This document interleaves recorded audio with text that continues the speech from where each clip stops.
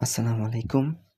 আজকে ছোট্ট একটা টপিক নিয়ে কথা বলবো, যেটা অলমোস্ট তোমরা সবাই ভুল করো এমসিকিউতে আসলে। ইভেন আমিও ভুল করে আসছি।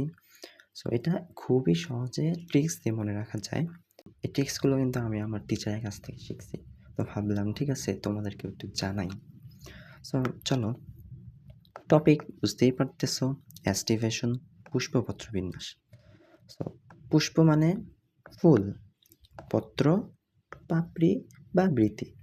বিন্যাস মানে হচ্ছে অ্যারেঞ্জমেন্ট বা বলতে পারো সাজানো। ওকে, আচ্ছা।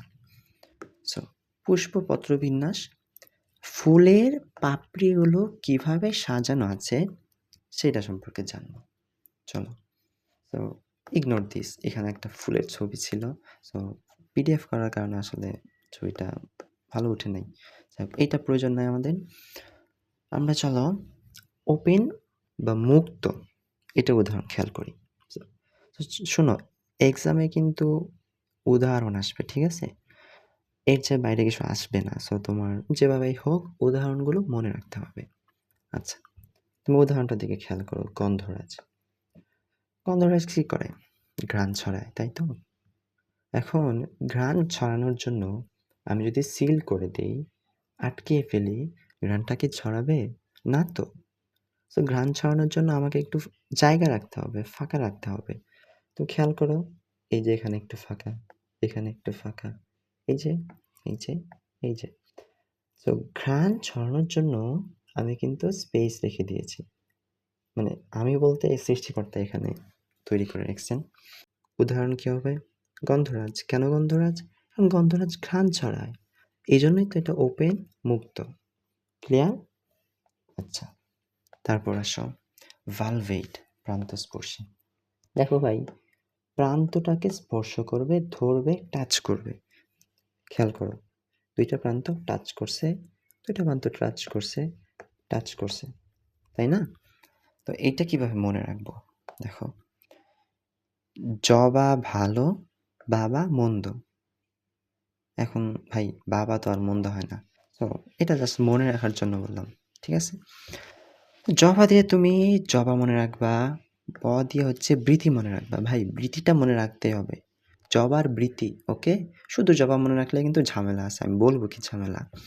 সো জবার বৃতি। ভালো দিয়ে মনে রাখবা ভালভেট, প্রান্তস্পর্শী। বাবাতে মনে রাখবা বাবলা, মন্দতে মনে রাখবা আকন্দ। তাহলে কি বললাম? জবা ভালো, বাবা মন্দ। জতে জবা, বতে বৃতি, জবার বৃতি। ভালো দিয়ে ভালভেট, বাবাতে বাবলা, মন্দতে আকন্দ।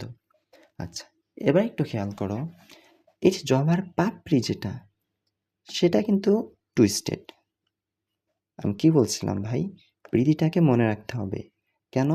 কারণ জবার পাপড়ি এটা আবার টুইস্টেড। ভাই, এটা মনে রাখবো কিভাবে? একদম ইজি। দেখো দেখো, এই যে প, প, প আসছে, পাপড়ি। এই দেখো, প, পাকানো। মনে থাকবে? থাকবে।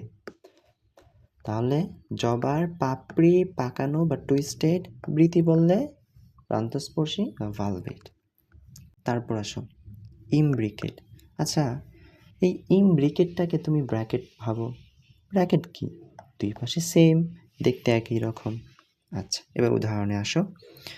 কালকাসুন্দা, কৃষ্ণচূড়া।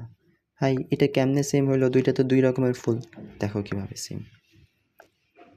কালকাসুন্দাটাকে তুমি কালো ভাবো, কৃষ্ণ কালো, এটা তো সবাই জানে। তো দুইটা সেম, মনে রাখার জন্য সেম আর কি। কালকাসুন্দা, কৃষ্ণচূড়া, কালো, কৃষ্ণ, কালো, সবই কালো, দুইটা সেম অর্থ। এই যে দেখো, ব্র্যাকেট সেম, ব্র্যাকেট ইমব্রিকেট। মনে থাকবে? থাকবে। তারপর আসো কুইন কানসিয়াল। দেখো, এই যে কুইন। আচ্ছা, এইগুলা কিন্তু তোমার মনে রাখতেও পারো, নাও রাখতে পারো। এগুলো এক্সামে আসবে না। এক্সামে বললামই তো, এক্সাম্পলগুলো আসবে। আচ্ছা, তাহলে দেখো, কুইন, ইংরেজিতে কুইন চিন্তা করো, মানে কি? রানী। রানীকে কি করে? রানী যাই বলে প্রজারা তাই শুনে, কখনো রানীর অবাধ্য হয় না। রানীকে, মানে মোট কথা রানীকে সব সঁপে দেয়। তো এই যে দেখো, সঁপে দেই। দন্তের স দিয়ে মনে রাখবা সরিষা, প দিয়ে মনে রাখবা পেঁপে। কি বললাম? কুইন কাঞ্চিয়াল, কুইন, রানী, রানীকে সঁপে দিই। দন্তের সতে সরিষা, পতে পেঁপে। মনে থাকবে? ওকে, থাকবে। সো এই পর্যন্তই ছিল। আশা করি আজকের পর থেকে ট্রিক্স দিয়ে মনে রাখতে পারলে আর কোনো এমসিকিউতে তুমি আটকাবা না। ওকে? পারলে 2-1 বার লিখে ট্রাই করো, ইনশাল্লাহ মনে থাকবে।